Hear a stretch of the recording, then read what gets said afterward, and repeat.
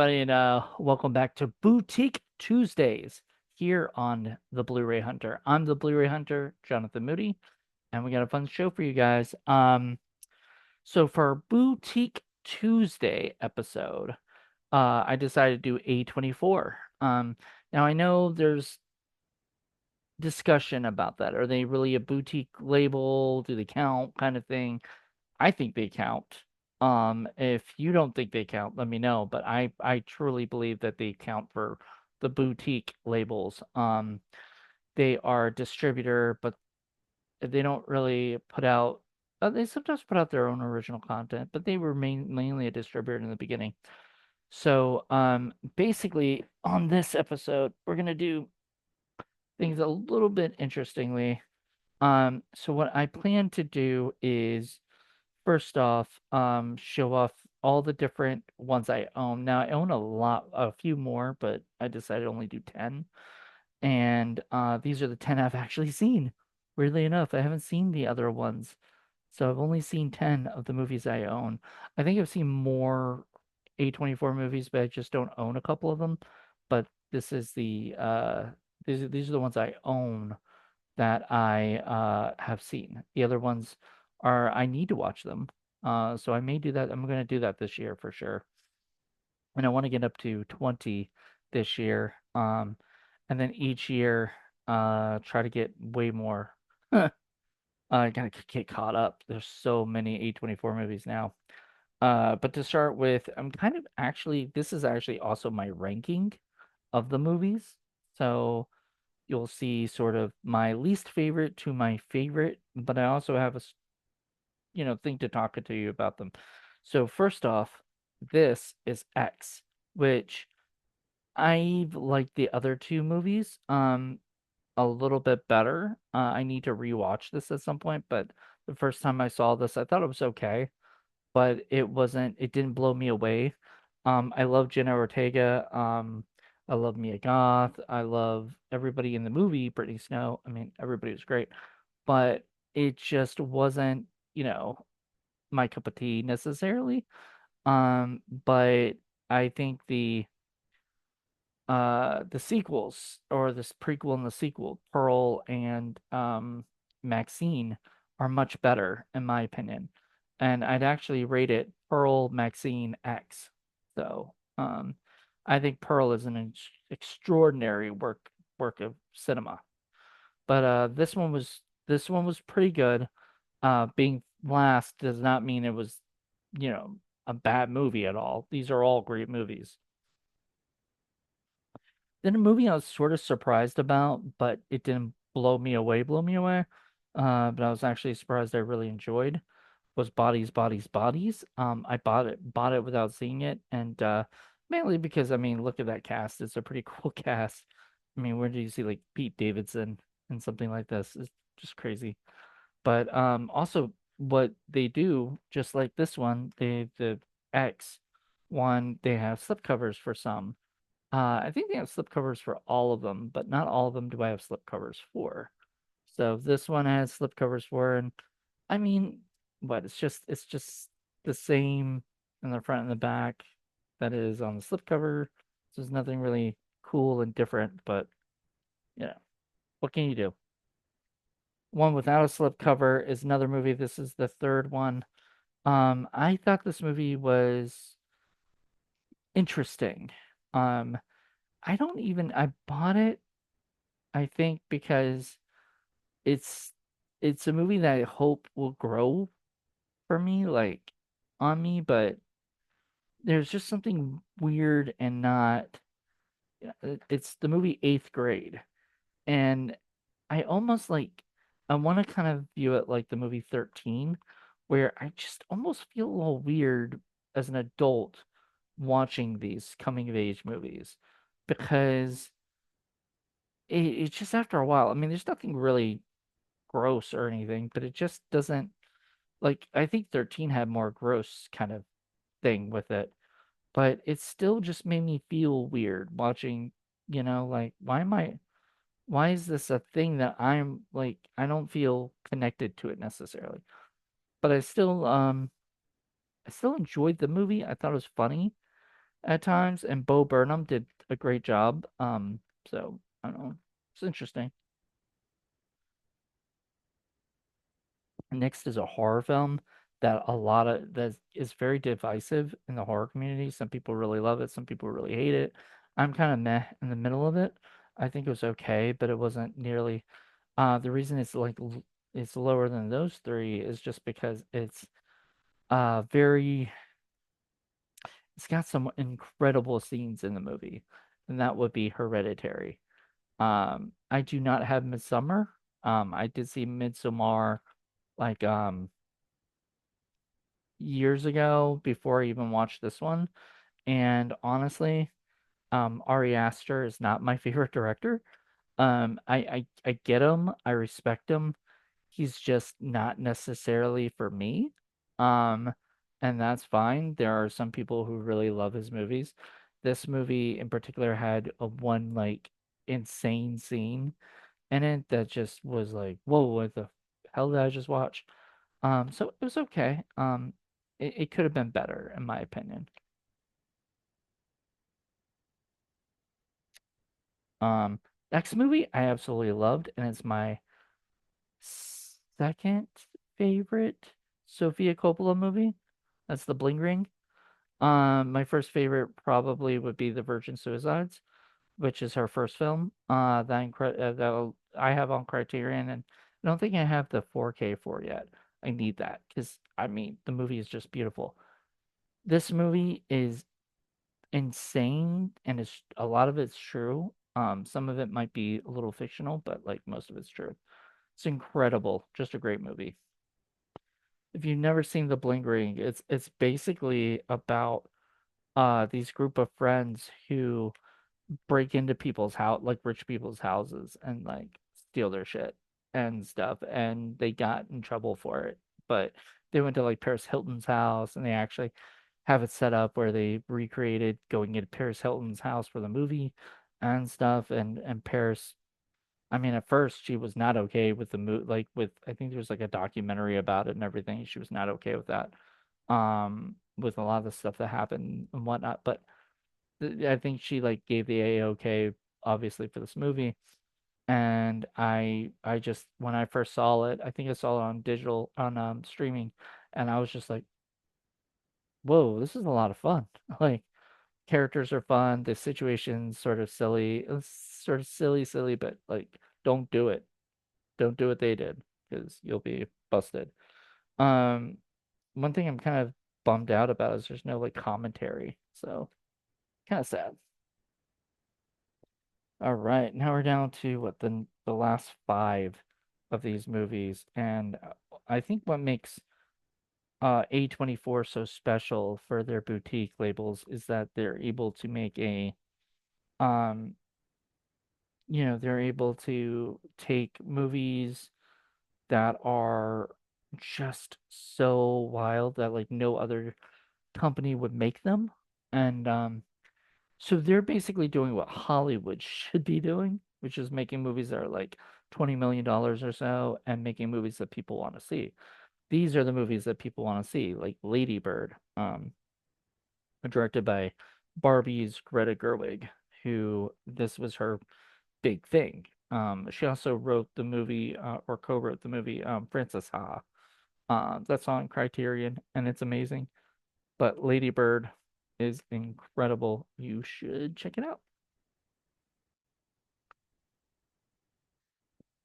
After that is the movie The Disaster Artist. And you would think like this would be lower. This would be like number one on my list. It's not, but it could be. I don't know. It depends on the day. A little slippy dippy, which right here, as PMac always says. It is a great movie. It's probably one of my favorites. It got up there pretty quickly because it's one of the movies I can rewatch and rewatch and rewatch. Interestingly enough, I have the book, The Disaster Artist. I used to read that all the time. So having the movie, The Disaster Artist, I watched it all the time. I've actually got to meet the real Greg Sestero that Dave Franco plays. And he is super duper nice. The Room that this is based on, I actually heard of the movie back in like 2006, and never watched until like 2013, 14, something like that. Like when it, maybe right before I started doing Indie Film Cafe or so. Um, but I absolutely love this movie, and I implore anybody who's into independent filmmaking to watch this movie. It is definitely the indie spirit. It is it's funny because if you can't really compare it to like movies like Ed Wood necessarily, even though it's the same guys who wrote it, by the way, or something. No, it's the same guys who wrote. I'm sorry, that the guys, same guys who wrote that wrote the um what is it? The movie with the the the black filmmaker movie. My brain is drawing a blank right now. It's the guy who made uh um and it's Eddie Murphy, but it's anyway, that movie starring Eddie Murphy about the filmmaker. Go look at it. Man, it's not Bowfinger. Um but anyway, this movie is incredible and it's a lot of fun, and I would implore everybody to go check it out if you haven't got a chance to see it. It's written by the guys who did a movie that's going to be on my list. So there you go. Two movies with from the same writers. So you'll see in a second. You'll see in a little bit. Yeah. Disaster Artist. Now, with the slip, and it's a 4K, everything everywhere all at once. They are doing 4Ks for A24, and this was my first 4K. I think I also got The Green Knight, which I don't haven't seen yet, so I didn't include it in here. But it's got the Blu-ray and the 4K in it, and the digital, which I've never used. So somebody ended up seeing that. Oh well. But everything everywhere all at once. It was a uh the directors did a commentary, and I mean that's the other thing with A24. They do usually have really good special features on most of their movies. There might be some that they didn't have special features for, but like most of the time they do. All right. Guys are ready. Um this is gonna be fun. It is Tusk. And this is my number two movie. And I want to tell you, A24 really takes chances on movies. This was not a movie that they produced. This is a movie that they distributed. And Kevin Smith produced it. He funded it himself, well, with the loan of a bank. You know, he didn't use his own money, but he did get the help of bank because there's a little guy named Johnny Depp listed in the movie. Actually, he's not even on the cover there. Is he listed at all? I mean, no. I think that was a specific thing because, like, from what I understood, Johnny Depp's agent, or what Johnny Depp told Kevin Smith not to go through his agent because his agent would charge an arm and a leg and would probably say no to doing it. And he was like, sure, I'd do it, because his daughter is friends with Kevin Smith's daughter. They were friends. They grew up in school. I don't know if they still are, but they went to school together and they worked on a couple of their movies, all three of them. And so this was the first, and then the other movie was Yoga Hosers, which that did not become an A24 film, I don't think. And it wasn't as nearly as good as this one, but that's beside the fact. This one is an incredible movie. If you haven't seen it, it's basically about this podcaster guy who kind of takes life, to for granted. He doesn't care about a lot of things. He does these awful things behind his girlfriend's back, and he's just not usually a pretty, upstanding guy, but his best friend slash co-host for his podcast is sleeping with is kind of cheating with his girlfriend, and when the guy goes out to Canada, he ends up meeting this guy who wants to turn him into a walrus. So, yeah, called Tusk. So, it's an incredible movie. It is weird, and I have somewhere up there, I have a doll. It's a walrus doll that my friend Nadia gave me. She was supposed to come with me to the theater to see it at AMC, and unfortunately, she couldn't make it. But when she was at a theme park, she got me a walrus doll. So I thought that was really sweet. So there you go. Tusk. It's my number two. My number one, my favorite one of my whole A24 collection. And this is the movie that just, when I first saw it, I just fell in love. And if you really know me personally, you wouldn't be surprised that this is my favorite. And it's got two amazing actors in it. And it's the movie The Spectacular Now. Um, so I first of all, I really love movies where you just get to see the characters together and they go grow and and you see this change. And Miles Teller does such an incredible job. Like he played it so well and it was such a great this is a coming of age movie that I just absolutely loved. And it's written by the guys who did 500 Days of Summer, who wrote that. And those guys also did The Disaster Artist. So I absolutely love this movie.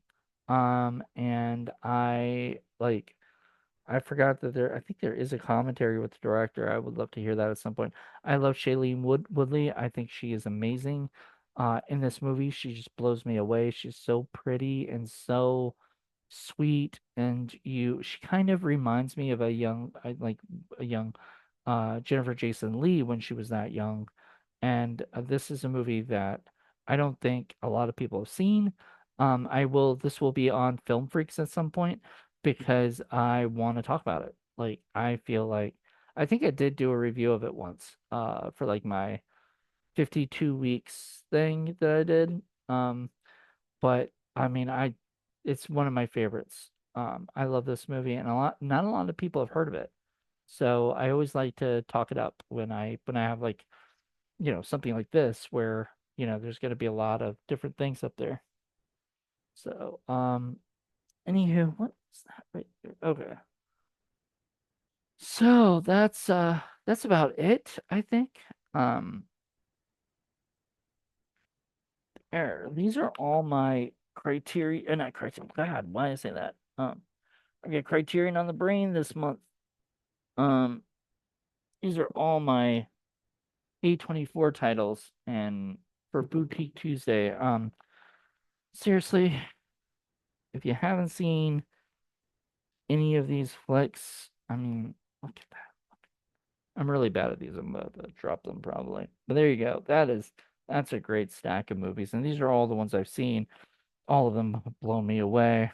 Um, I just think they're all incredible. And if you haven't seen any of them, please do. Please.